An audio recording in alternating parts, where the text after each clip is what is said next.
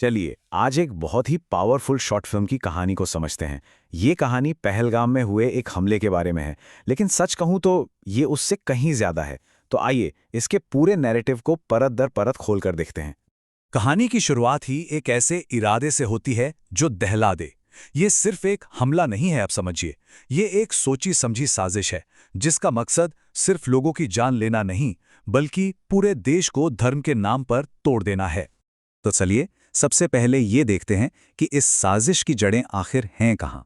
हम कहानी के विलेंस की मानसिकता और उनकी उस खतरनाक प्लानिंग को समझेंगे जिसका एक ही मकसद था, अफरा तफरी और नफरत। तो देखिए, आतंकवादियों का मकसद बिल्कुल साफ था। वो हिंसा की एक ऐसी चेन रिएक्शन शुरू करना चाहते थे, एक ऐसी आग लगाना चाहते थे जो पूरे देश में फैल जाए, और फिर इस आग का इस्तेमाल वो अपने सियासी फायदे के लिए करना चाहते थे। अब कहानी एक बिल्कुल अलग मोड़ लेती है। हमें उन लोगों से मिलाया जाता है जो इस साजिश का निशाना बनने वाले थे। हम देखते हैं कि उस ठंडी, क्रूर योजना के बिल्कुल उलट पहलगाम जा रहे इन आम लोगों की दुनिया कितनी उम्मीदों और गर्मजोशी से भरी हुई है। फिल्म यहाँ क्या करती है कि वो हमें इन लोगों की छोटी छोटी बातों, उनके भविष्य के सपनों से जोड़ देती है। ये एक तरह से याद दिलाया जाता है कि ये सिर्फ आंकड़े नहीं हैं, बल्कि जीते जागते लोग हैं जिनकी अपनी कहानियां हैं, अपने सपने हैं। और फिर बस में एक छोटा सा सीन आता है। एक बच्चा है, एक फौजी है, और उनके बीच की बातचीत में हमें मासूमियत और देशभक्ति का एक बहुत ही खूबसूरत पहलू देखने को मिलता है। और सच कहूं तो यही मासूमियत आगे आने वाली त्रासदी को और भी ज्यादा दर्दनाक बना देती है। और ये जो पूरा माहौल है ना, ये जो खुशी और शांति है, ये जानबूझकर दिखाया गया है ताकि जब ये शांति टूटे तो उसका असर देखने वालों पर और भी गहरा पड़े। और फिर ठीक यहीं पर वो दो अलग अलग दुनियाएं टकरा जाती हैं।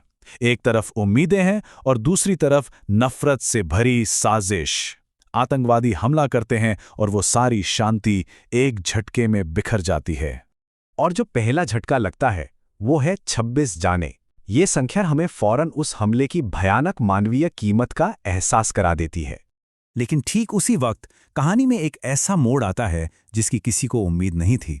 ये एक ऐसा पल है जो आतंकवादियों की पूरी योजना पर ही एक सवालिया निशान लगा देता है। ये दिखाता है कि नफरत की इस कहानी में इंसानियत अब भी जिंदा है। मतलब एक तरफ एक इंसान बहादुरी दिखाता है, लेकिन उसके बावजूद आतंकवादियों का जो असली मकसद था वो पूरा होता हुआ दिखता है। देश भर में नफरत की आग भड़क उठती है, ठीक वैसा ही जैसा वो चाहते थे।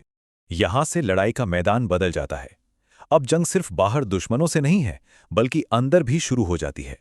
ये हमला इंडियन आर्मी के भीतर ही एक गहरी वैचारिक बहस छेड़ देता है जो दो सैनिकों के बीच सामने आती है।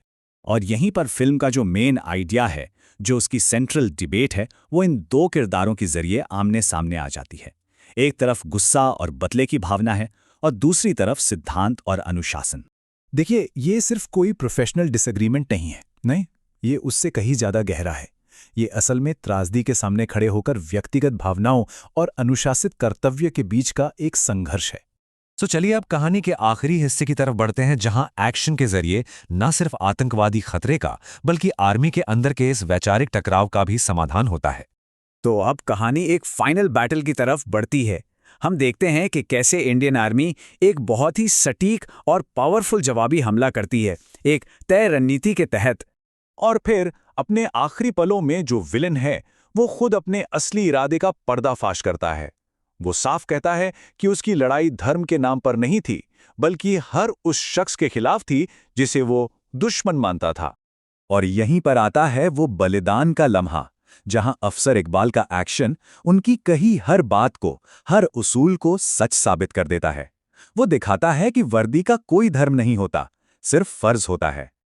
और बस इन्हीं आखिरी शब्दों के साथ ये कहानी अपना सबसे बड़ा मैसेज, अपनी सबसे बड़ी सीख हम तक पहुंचाती है, वो भी सबसे नाटकीय और इमोशनल मोड़ पर। तो आखिर में होता क्या है? बाहरी दुश्मन तो हारता ही है, लेकिन उससे भी जरूरी उस साझे बलिदान की वजह से जो अंदर की टूट थी वो भी भर जाती है। कहानी एक उम्मीद के साथ खत्म होती है। तो ये कहानी हमें एक बिल्कुल साफ विलन और एक यूनाइट होकर लड़ने वाला हीरो दिखाती है। और हमारा विश्लेषण तो यहीं खत्म होता है, लेकिन एक सवाल जरूर छोड़ जाता है कि आज के इस कॉम्प्लेक्स दौर में हमें ऐसी नैतिक रूप से साफ सुथरी कहानियां इतनी पसंद क्यों आती हैं।